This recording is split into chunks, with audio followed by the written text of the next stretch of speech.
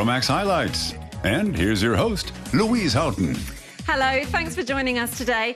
Before we get started, let's have a look at some of the stories coming up later in the show. Ahead of the pack, snapping up works at Art Basel. Eyes to the skies, out and about with the Cloud Appreciation Society.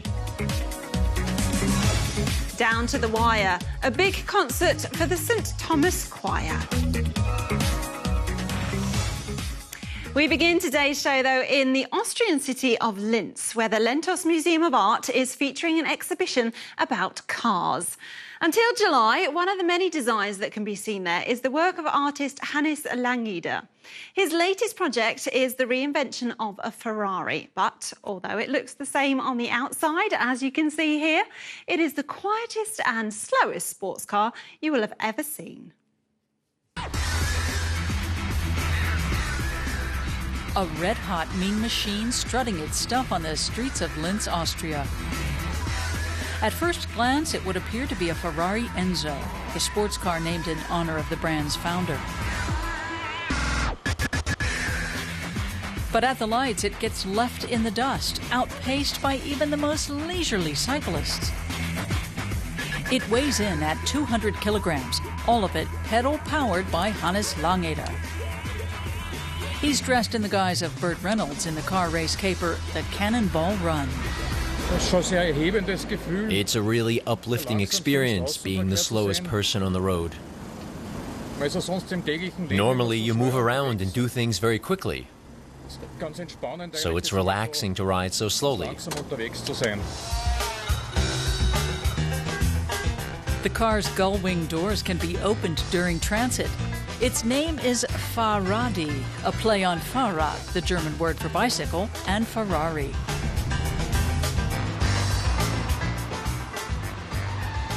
Its current home is the Lentos Art Museum in Linz. The exhibition there, called Car Culture, tracks 4 decades of the automobile in art. Hannes Langeder's project was an obvious choice for inclusion. We really appreciate his work, the way he addresses sustainability and our car-crazy world. He's critical of fanaticism, but he takes a lighthearted approach. The exhibition also features a gold-plated pedal-powered Porsche. Hannes Laneder built it 2 years ago and named it Ferdinand after the carmaker's founder. The Ferrari is an evolutionary step up from its predecessor. There was the idea of the ultimate superlative, making it even slower. In the auto industry, cars have to get faster and faster. I thought, how can I make it slower? A special steering mechanism ensures that only part of the power from the pedals is transferred to the wheels. Hannes used a tandem bike frame to make his Ferrari replica.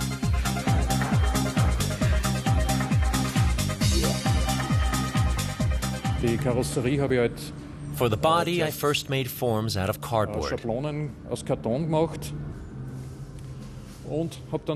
Then I added PVC pipes, cable ducts, sticky tape and plastic wrap, all kinds of cheap materials that you can buy at a DIY store.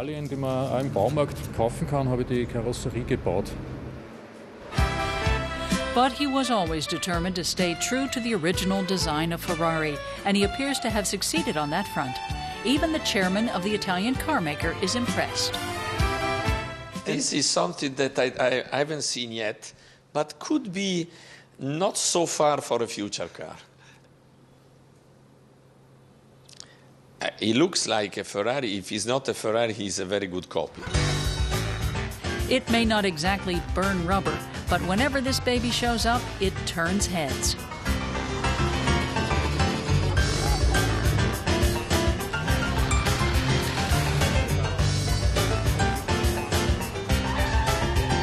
Phenomenal. I immediately thought of Formula One. Environmentally friendly, great. You can't get any more creative than this when it comes to bikes. Or cars. Oder Autofahren, ja.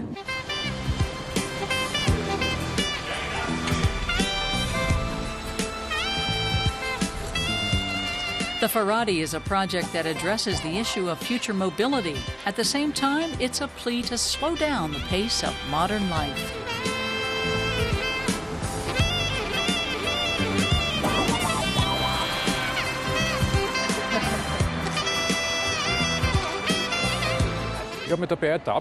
I even caught myself imagining how nice it would be to install a 1,000 horsepower engine. But you have to think about the future too. One day when there's no gasoline left, the Ferdinand and the Ferrari could be the only vehicles on the road. But the Ferrari might not be on the road for long. Some art experts estimate the value of this unique kinetic sculpture at €2 million, worthy of a place alongside the works of iconic Austrian artists like Gustav Klimt and Egon Schiele. And moving on, we take a closer look at the work of German photographer Horst Hamann. On a trip to New York in the 90s, he had the idea to turn his panorama camera on its side and ended up putting a brand new perspective on a city many thought had been photographed to death. This technique became his signature, and we met up with him on his latest project in Istanbul.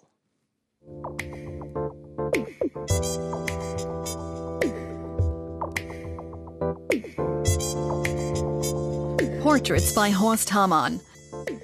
This series by the German photographer is called Faces of Beyoğlu. It's a reflection of the social and cultural diversity of the Beyoğlu district of Istanbul. And this is where he shot the pictures. Horst Hamann set up his mobile studio right under the Galata Tower and invited passers-by to pose spontaneously for his camera. What looks like fun here is hard work for him. The biggest challenge is to keep my energy positive throughout the day and motivate people quickly. I don't speak Turkish, so I use facial expressions, gestures and body language in a way that communicates respect. And I need to maintain my energy level.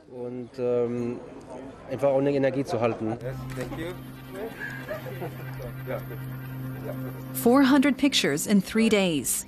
Horst Hamann photographed people for up to 14 hours a day. Each sitting lasted just a few minutes. But he still tried to take time for his models.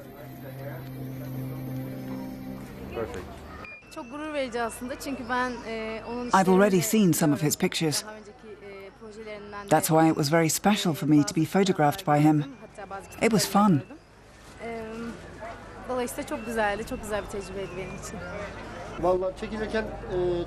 I trusted him right away. I think he's a good photographer and a great guy. But I also feel great. We're all great.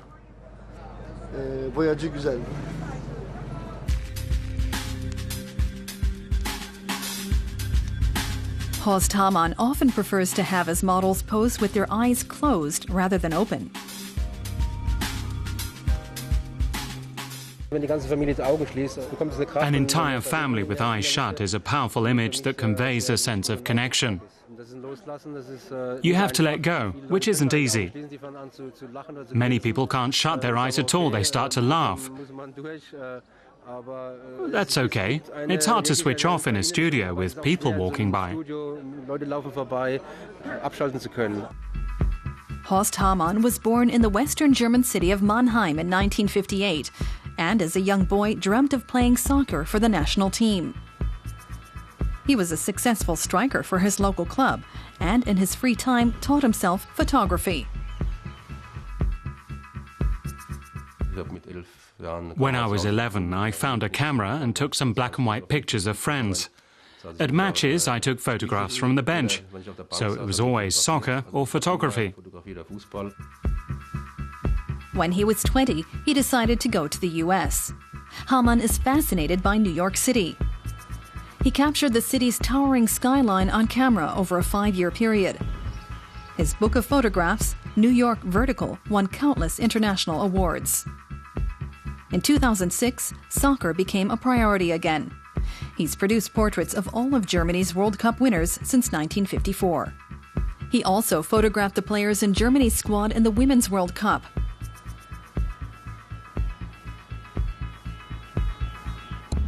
The 54-year-old has developed projects around the world. Here in Istanbul, he has his lens turned on inspiring architecture and people.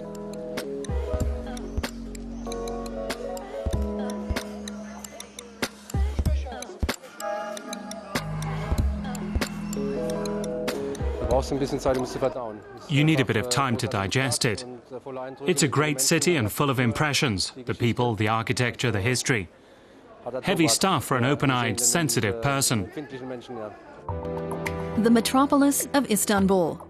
Horst Hamann's series is an intimate portrait of the city and its people.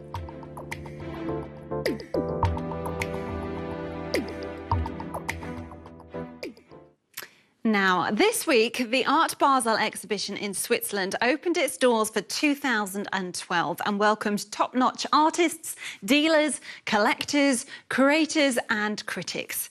The fair is classed as the world's biggest and most important for modern and contemporary art, with a vast array of works by 2,500 artists, from post-war masters to a new generation of emerging stars. Euromaxx were there for the opening on Thursday. Art Basel offers a wealth of current artistic trends, attracting collectors from all over the world. By the end of the show, almost everything will have been sold. But finding your way around the huge selection can be a daunting task. Museums or the super rich can purchase pictures by the likes of Picasso or Andy Warhol. The asking price on a large format painting by Mark Rothko is more than 60 million euros. The German art collector Chantal Blatzheim has attended Art Basel for the last 12 years and was invited to the VIP preview, the first 2 days of the fair, which are reserved for invited guests with deep pockets. It's the most important day, and it's such a thrill. I think that's why lots of people want to get this preview or first choice ticket, because it gives you the biggest selection. The best items are all gone. They're all sold by 3 in the afternoon. Blatzheim makes a beeline for the galleries representing her favorite artists.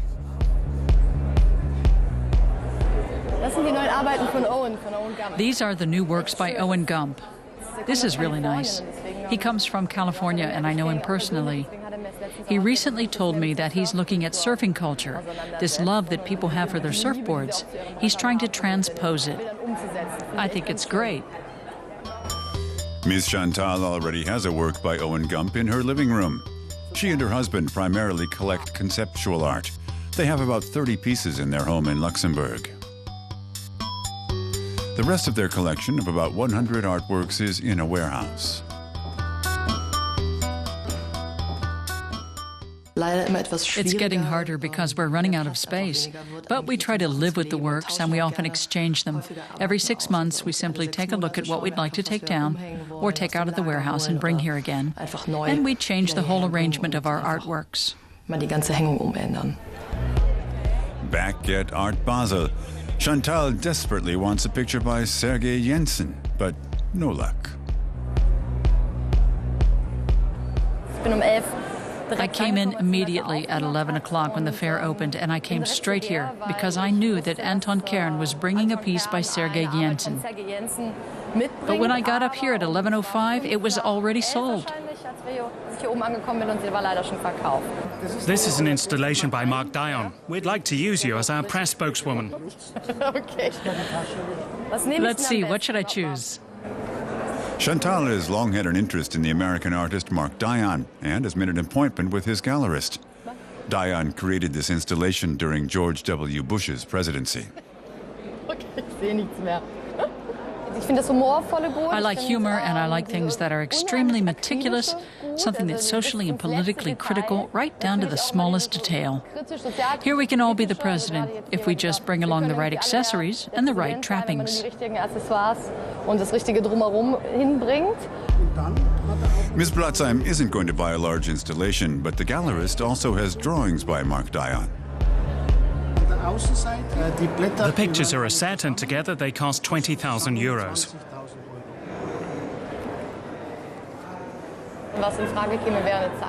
What I could buy is a drawing, and I've already got my eye on a particular one that I saw at an exhibition in a gallery in Berlin at the end of April.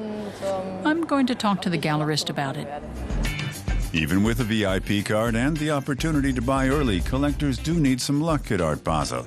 But that's precisely what makes an art fair so thrilling. According to the Cloud Appreciation Society, you don't need to go to an exhibition to see art. All you need to do is look up. The formation of the clouds can create some fascinating images, be it a face, a shape, or maybe an animal. I'm sure we've all noticed one at some point. This society, though, make it their hobby to keep their heads up high, capturing any unusual creations on camera to upload for the world to see.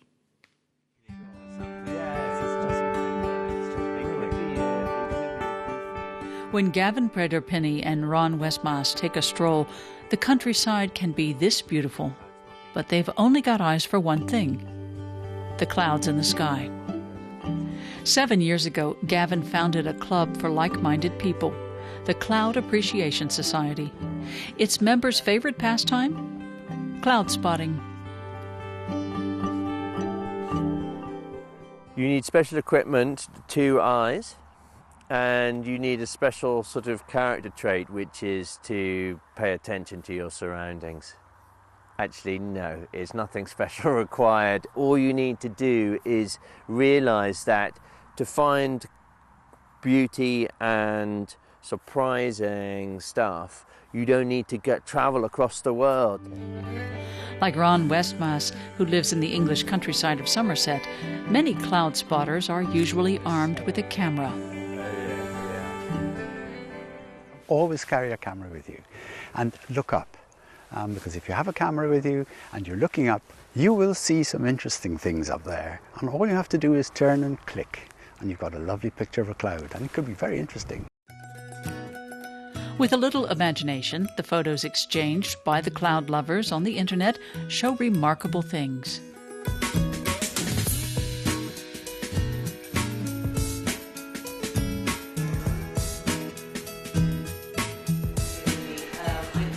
Now, Gavin Preder-Penny has compiled a whole book from images spotted in the clouds. Finding shapes in the clouds is an aimless, pointless activity. And for that reason, it's very, very valuable. Because these days we feel sort of the modern kind of society seems to make us feel the need to be busy the whole time. For Berlin-based climate researcher Henning Rust, watching the clouds is far more than an aimless activity. He uses them to track climate development and explains how they form shapes. Wolken sind im Wesentlichen Clouds are largely made up of water droplets. That's what makes them visible, and we can distinguish them from the atmosphere. For example, how low cumulus clouds are very fluffy, and if you can look at it from the side, at a distance, or at an elevation, you see very three-dimensional structures in which you soon recognize a dog's face or a rabbit. Even though clouds are usually seen as harbingers of bad weather, their popularity abounds. More than 30,000 people have joined the Cloud Society. Many have uploaded almost surreal films and photos onto the internet. When I saw, there was a series of photographs and you could see how the cloud formation changed and developed, then that made me confident that it hadn't been messed around with in Photoshop. There's no 100% guarantee that all the photos are authentic, and some are 100% fake, the homemade pictures that cloud lovers also put on the internet.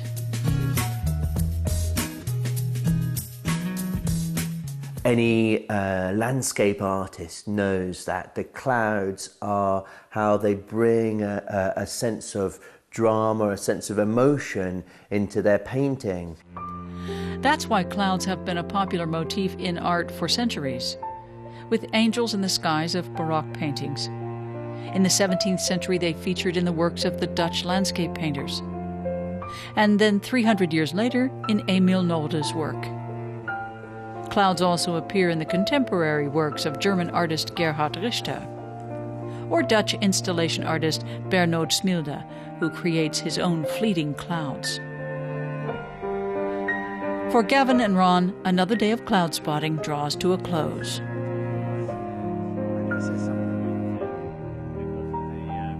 There's so much variety and so much going on that you couldn't lose from a day like this. Any day is a nice day for cloud spotting, except when it's a totally blue sky. We hate those. Good weather is relative after all. For these two, cloudy days are nothing less than seventh heaven. And if there were angels singing in heaven, they would probably sound like the traditional St. Thomas Boys Choir, which initially formed in 1212. The choir annually perform at the Leipzig Bach Festival, but this year is extra special as they're celebrating the choir's 800th anniversary. Of course, a lot of preparation has to go into this concert, and the boys have to be strong enough to cope with a demanding daily schedule.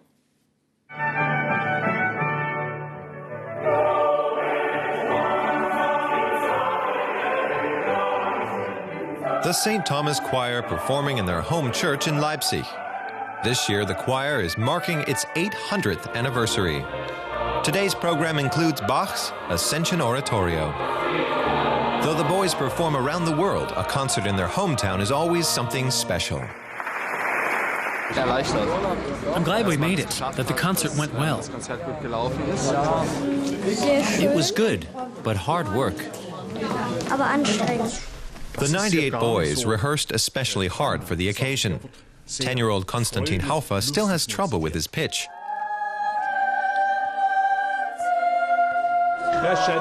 Cantor Georg Christoph Biller has been the choir's director for 2 decades now. 16-year-old Julius Sattler has been here for 7 years. He says experience isn't everything. There's always something you can do better. Always. That's the way it is with everything. And of course in music as well. As a listener, I can say, this is Bach the way I want to hear him. It's perfect. But as a musician, I can never say, that's perfect. Salvete, wo das Pipo liegt. Salve, o Majestem. Setzt euch bitte. Together with other children, the choir boys attend the St. Thomas School, where the emphasis is on classical languages like Latin. The choir boys must take extra classes.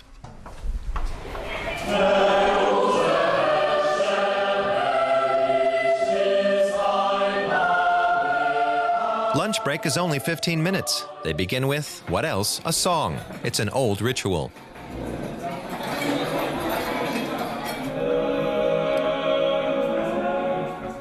The real work begins in the afternoon. Music instruction and choir rehearsal. In the evening, they do homework. The boys live in a boarding school called the Alumnat. Julius Sattler is something of a mentor for the smaller boys. Younger ones, like Konstantin Haufer, sleep here only 2 or 3 times a week. Ich übernachte hier oben. I spend the night up here. Sometimes I get homesick. When you spend Christmas here for the first time, the homesickness gets pretty bad. Once a year, the choir holds auditions. Only the very best 9- and 10-year-olds are accepted. Josef Georgi has come to try out. He'll sing a piece by Bach. Es heißt, kommt Seelen dieser Tag. Der Chor hat das gerade gesungen.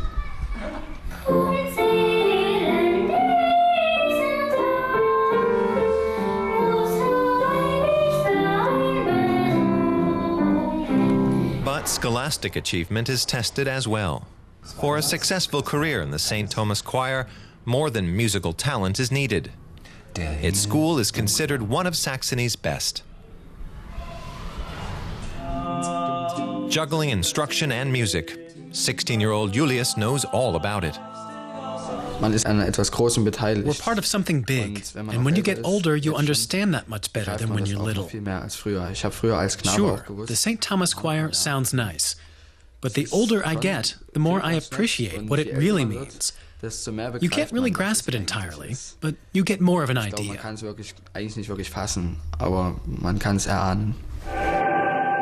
Most of the boys stay with the choir for 9 years until they graduate from high school.